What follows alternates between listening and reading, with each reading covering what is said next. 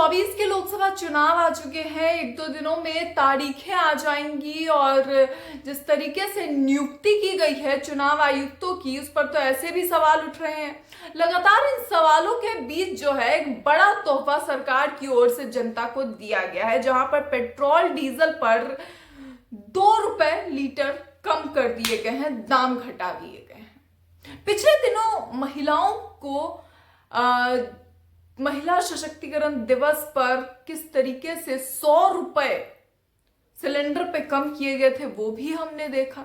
जो सिलेंडर 700 का हुआ करता था वो जब 1400 का हो गया तब तक उसमें कोई दिक्कत नहीं थी सरकार को, लेकिन 100 रुपए कम क्या हुए वो महिलाओं के लिए एक बड़ा तोहफा हो गया। महिलाओं के लिए तोहफा, बेटियों के लिए तोहफा और नारी सशक्तिकरण को मजबूत करने की बात हो गई।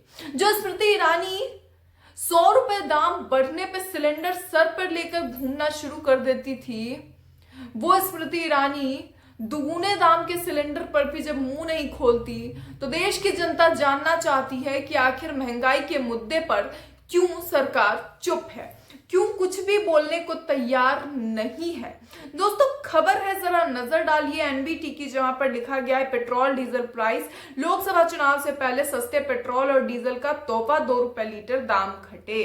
लोकसभा चुनाव से पहले सरकार ने एक तोहफा दिया है। गुरुवार को उसने पेट्रोल और डीजल की कीमतों में 2 रुपए लीटर की कटौती का ऐलान किया है। नई कीमतें शुक्रवार सुबह 6 बजे से प्रभावी होंगी। इससे पहले सरकार ने एलपीजी और सीएनजी की कीमतों में भी कटौती की राहत दी थी। यानी किस तरीके से देखिए कटौती की राहत दी जा रही है, कितने ज्यादा जो है वो फायदे सरकार दे रही है और फायदों का क्या नुकसान है आपको ये भी बता दूं। जब आपके किसी चीज पर 100 रुपए बढ़ा दिए जाएं और उसको घटाकर उसमें से 15 रुपए कम कर दें और ये कहें कि हमने आपको 15 रुपए की राहत दी है, तो जनता इसे राहत समझने लगती है। लेकिन क्या ये राहत है जनता के लिए? सोच के देखिए कि किसी चीज की कीमत दुगुनी कर दी जाए और उसमें से फिर 1/4 भी अगर आप कम करते हैं तो भी क्या उसके दाम नहीं बढ़े हैं? क्या लोकसभा चुनाव से पहले ये बेवकूफ बनाने की प्रक्रिया नहीं है?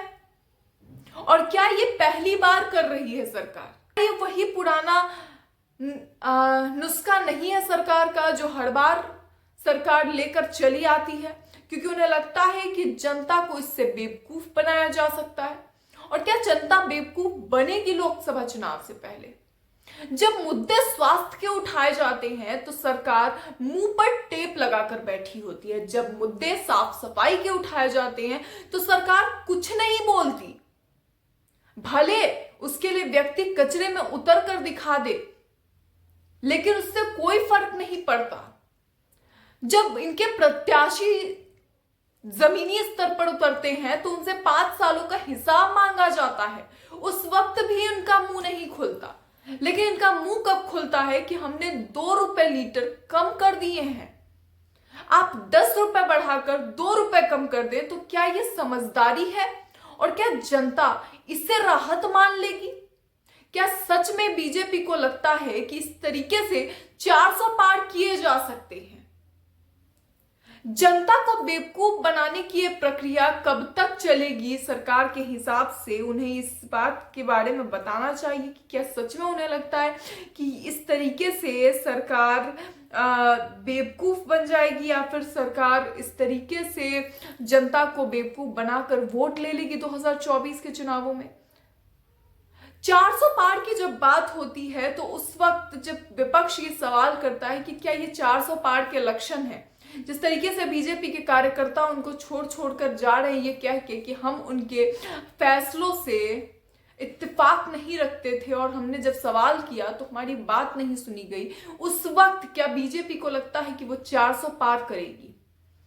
क्या जब बीजेपी पर खुद उनके ही नेता सवाल उठाने लगते हैं तब क्या बीजेपी को लगता है कि ये सही है? क्या जिस तरीके से बीजेपी के नेता और कार्यकर्ता खुलेआम हिंसक बातें करते हैं उस वक्त बीजेपी को लगता है कि उन्हें उस पर सवाल उठाने चाहिए?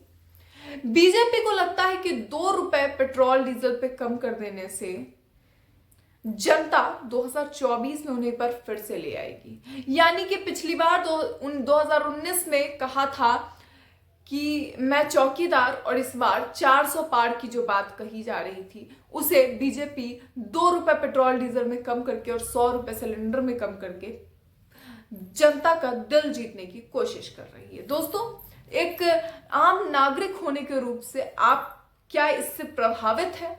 अपनी राय कमेंट बॉक्स में जरूर बताएं कि क्या 2 रुपए की कमी सच में 2024 में अब की बार मोदी सरकार ले आएगी?